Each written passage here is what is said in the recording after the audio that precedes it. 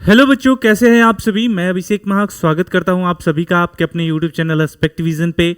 आज के इस सेशन में हम बात करने वाले हैं एमपी पारा मेडिकल के बारे में। एमपी पारा मेडिकल क्या है, कौन दे सकता है, इसको देने के बाद आगे का करियर ग्रोथ क्या हो सकता है, इन सारे विषयों पर हम बारी बारी से बात करेंगे और आपकी जो अंडरस्टैंडिंग है इस विषय में उसको डेवलप करने का प्रयास करेंगे। तो चलिए शुरू करते हैं आज के इस वीडियो को। लेकिन सबसे पहले मैं आप सभी से रिक्वेस्ट करूंगा कि ये हमारा व्हाट्सएप ग्रुप है, ये आप सभी के लिए बनाया गया है। इसका जो लिंक है ये डिस्क्रिप्शन के साथ साथ कमेंट सेक्शन में पिन कर दिया जाएगा। और इससे बेनिफिट क्या मिलेगा बच्चों, कि जब भी आपके लिए कुछ बेनिफिशियल नोटिफिकेशन या कोई अपडेट आएगा तो आप आसानी से यहाँ से प्राप्त कर सकते हैं। तो जल्दी से इस व्हाट्सएप ग्रुप से आप सभी को जुड़ जाना है। अब जो हमारा मेन सब्जेक्ट है आज के इस वीडियो का, कि पारामेडिकल क्या है, कौन कर सकता है, क्या करियर ग्रोथ है, इन सभी चीज़ों पे हम बारी बारी से बात करने वाले हैं। सबसे पहले तो मैं आपको बता दूं कि आप सभी मध्य प्रदेश के बच्चे जो कक्षा 12वीं का एग्ज़ाम कंप्लीट कर चुके हैं वो पारामेडिकल में अपना करियर ग्रोथ कर सकते हैं। और न केवल आप इस सेक्टर में करियर ग्रोथ कर सकते हो, बल्कि अपनी पढ़ाई को आगे कंटिन्यू करते हुए भी एक अच्छे अचीवमेंट को प्राप्त कर सकते हो। मैं बारी बारी से अभी आप सभी को बताऊंगा। सबसे पहले आपको यह समझ लेना आवश्यक है कि क्लास 12th का एग्जाम आप किस स्ट्रीम से देना आपको यहाँ पे मैंडेटरी है।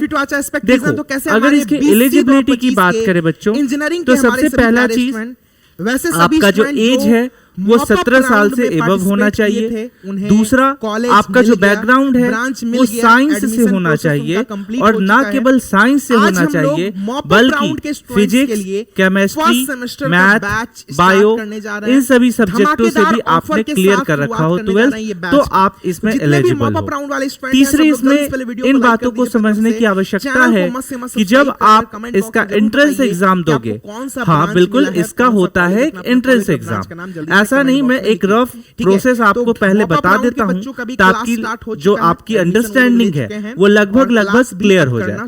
सबसे पहले बच्चों, आपको यहाँ पे एलिजिबिलिटी में ये होता है कि 12th आपका क्लियर होना चाहिए।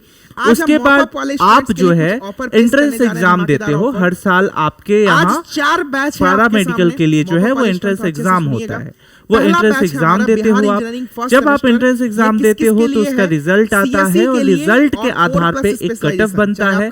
अगर उसमें आपका नाम आ गया तो फिर काउंसलिंग की प्रक्रिया होती है। काउंसलिंग की प्रक्रिया के दौरान आपको ये समझने की आवश्यकता होती है कि आप पारामेडिकल में कौन से सेक्टर में जाना चाहते हो। पारामेडिकल तो ठीक है आपने सेलेक्ट किया, लेकिन पारामेडिकल में भी बहुत से सब डिपार्टमेंट होते हैं और हर एक डिपार्टमेंट का जो है काफी ज्यादा डिफरेंस देखने को मिलता है। कहीं कहीं किसी डिपार्टमेंट में काफी ज्यादा डिमांड है, वहीं कहीं दूसरे जगह डिपार्टमेंट में पहले के अकॉर्डिंग उतना डिमांड नहीं है। तो अगर आपने सबसे पहली चीज की पारामेडिकल में करियर बनाना चाहा है तो आपको ये समझना होगा कि कौन से सब डिवीजन को हम सेलेक्ट करें। जैसे अभी अगर कोई भी बात आपको ऊपर से जा रही है तो आपको टेंशन लेने की जरूरत नहीं है, मैं बताने वाला हूँ। इन सारी चीजों को जब आप समझ लोगे तो काउंसलिंग की प्रक्रिया होती है। आप जो है सब डिवीजन सेलेक्ट करते हो और फिर आपका उसी के अकॉर्डिंग, आपके रैंक के अकॉर्डिंग कॉलेज मिलता है जहां आप जो है पढ़ाई करते हो। और पढ़ाई करने के बाद आपके पास जो है वो डिग्री या डिप्लोमा की कोर्सेज हो जाती है।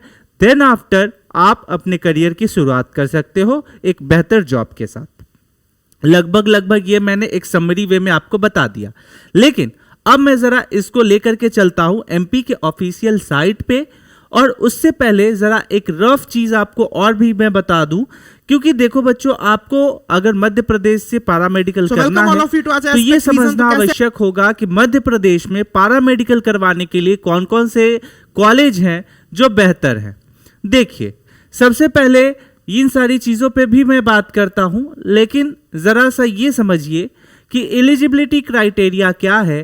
तो एलिजिबिलिटी क्राइटेरिया की बात करें तो यहाँ पे बच्चों आपको जो है ये क्वालिफिकेशन होना चाहिए 12th का, फिजिक्स, केमिस्ट्री, बायो और कभी इसका कोई सब ब्रांच होता है तो उसमें मैथ की भी रिक्वायरमेंट होती है, तो मैथ्स, ठीक है।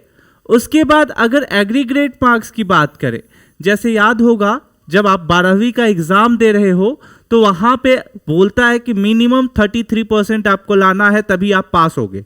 तो वैसे ही इसमें आपको अपेयर होना है तो आपके पास भी एक एग्रीगेट क्राइटेरिया है जिसमें आपको वो क्रॉस करना होगा, देन आफ्टर ही आपका यहाँ पे जो है सिलेक्शन होगा। तो यहाँ पे क्या क्राइटेरिया है, तो जनरल के लिए जो है वो 45%, 50 मान के चलो, ज़्यादा अधिक मानोगे ज़्यादा बेहतर होगा, तो 45 से 50, और वही SC ST के लिए जो है वो 40% देखने को मिलता है। यानी कि 12th में जितने नंबर का एग्जाम हुआ उसका 40 से 45% आपके पास स्कोर होना चाहिए अकॉर्डिंग टू योर कैटेगरी। यहाँ डिफरेंस देखने को मिलता है। एज मैंने बता दिया कि 17 साल होगा, और ये कोई भी मायने नहीं रखता कि आप किस बोर्ड से पढ़ रहे हो, MP बोर्ड से पढ़ रहे हो, CBSE से पढ़ रहे हो या ICSE से पढ़ रहे हो, ये मायने नहीं रखता है। इन सारी चीज़ों को जब आप समझ लोगे बच्चों, तो मैंने आपको बताया कि यहाँ पे जो है बहुत सारे ब्रांचेस देखने को मिलता है।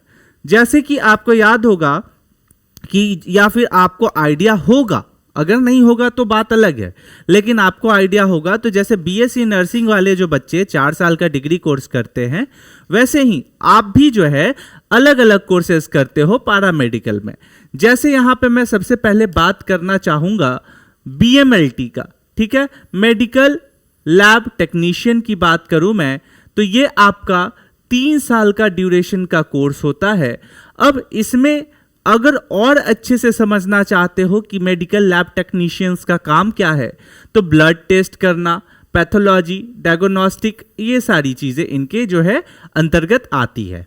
वही BSc रेडियोलॉजी, जिसको RIT भी बोलते हैं, RIM भी बोलते हैं, ठीक है, तो रेडियोलॉजी इमेजिन टेक्नोलॉजी बोलते हैं RIT, ठीक है। इसमें जो है आपका 3 साल का है, और इसमें क्या क्या करवाते हैं, तो एक्सरे, MRI, CT स्कैन जैसे काम जो है इसके अंदर आपको करने होंगे, इसके बारे में आपको नॉलेज लेना होगा। तो ये सारे जो है ये पैरामेडिकल के अंदर आते हैं, और इसमें से कुछ डिमांडिंग भी है, कुछ मोस्ट डिमांडिंग है। तो आपको सबसे पहले ये समझना होगा कि सर मैं किस सेक्टर में जाऊँ, जिस सेक्टर में जा रहा हूँ क्या वो डिमांडिंग है या लेस डिमांडिंग है, बस।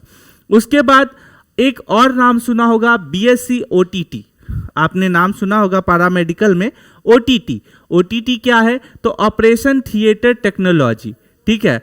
इसका जो कोर्स है ये भी 3 साल के लगभग का होता है, और इसमें आपको ऑपरेशन सपोर्ट, ठीक है, और सर्जिकल असिस्टेंस का जो है काम करना होता है, इससे रिलेटेड नॉलेज लेना होता है। फिर आपका जो है ऑप्टोमेट्री है, ऑप्टोमेट्री आपका आई विजन से रिलेटेड आ गया। फिर आपका BPT है, ठीक है, BPT। उसके बाद आपका डायलिसिस टेक्नोलॉजी से लेकर के ये आपका किडनी डायलिसिस से लेकर के जो है रिलेशन रखता है। तो इन सारी चीज़ों को आपको अच्छे से समझना है। अब आई होप कि आपको ये तो समझ में आ गया कि अगर पैरामेडिकल में करियर बनाना है तो मुझे जो है पैरामेडिकल के सब ब्रांचेस के बारे में भी रिसर्च करना होगा कि क्या क्या किसका किसका डिमांड ज़्यादा है। ये पहला पॉइंट याद रखना। दूसरा आपका जो यहाँ पे पॉइंट याद रखने लायक है वो ये है कि आपका जो कौन कौन से ऐसे कॉलेज हैं बच्चों जो आपके लिए इम्पॉर्टेंट हो सकते हैं। आपके स्क्रीन पे मैंने कुछ कॉलेज को शॉर्टलिस्ट किया है जो कि अपने आप में एक बेहतर कॉलेज है। इस कॉलेज को अच्छे से देखो, साथ में कहाँ पड़ता है, किस सिटी में है और टाइप क्या है, गवर्नमेंट है कि प्राइवेट है, ये भी आप देख सकते हैं। Gandhi medical college, MGM medical college, ठीक है, गजराज मेडिकल कॉलेज, उसके बाद NSCB मेडिकल कॉलेज। इस तरीके से आपके सामने कुछ कॉलेज के लिस्ट हैं जिसमें आपको 4 यहाँ पे जो है ये गवर्नमेंट कॉलेज देखने को मिल जाएंगे और बाकी के 4 जो है ये प्राइवेट देखने को मिल जाएंगे। अब इन शॉर्ट अगर सिंपल से शब्दों में बोले कि सर एग्ज़ाम कब होता है, किस समय एग्ज़ाम हमको देना है, तैयारी कब से करें, सब बातों पे एक बार आते हैं। देखो, सबसे पहले तो जब भी इसका नोटिफिकेशन आता है हर साल एग्ज़ाम का, एंट्रेंस एग्ज़ाम का, ये आपको मध्य प्रदेश के जो इसका ऑफिशियल डीएमई का साइट है वहाँ पे मिल जाएगा। मैं ज़रा वो भी करके दिखा देता हूँ। तो आपको बच्चों यहाँ पे गूगल पे जाना है और डीएमई सर्च करके दिखाना है। जैसे ही सर्च करोगे सबसे ऊपर डीएमई आएगा, इसको टैप करने के बाद स्क्रॉल कीजिएगा और स्क्रॉल करोगे तो एमपीपीसी मध्य प्रदेश पैरामेडिकल काउंसिल का एक यहाँ पे दिखेगा, इस पर क्लिक कर दोगे।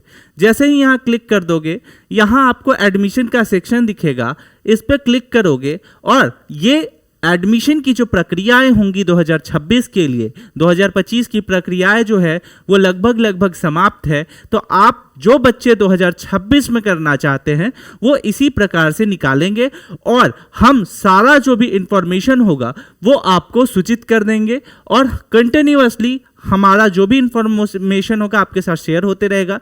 तो व्हाट्सएप ग्रुप को जरूर ज्वाइन कर लीजिएगा, इसीलिए हम बोलते हैं कि व्हाट्सएप ग्रुप आपके लिए कंपलसरी है।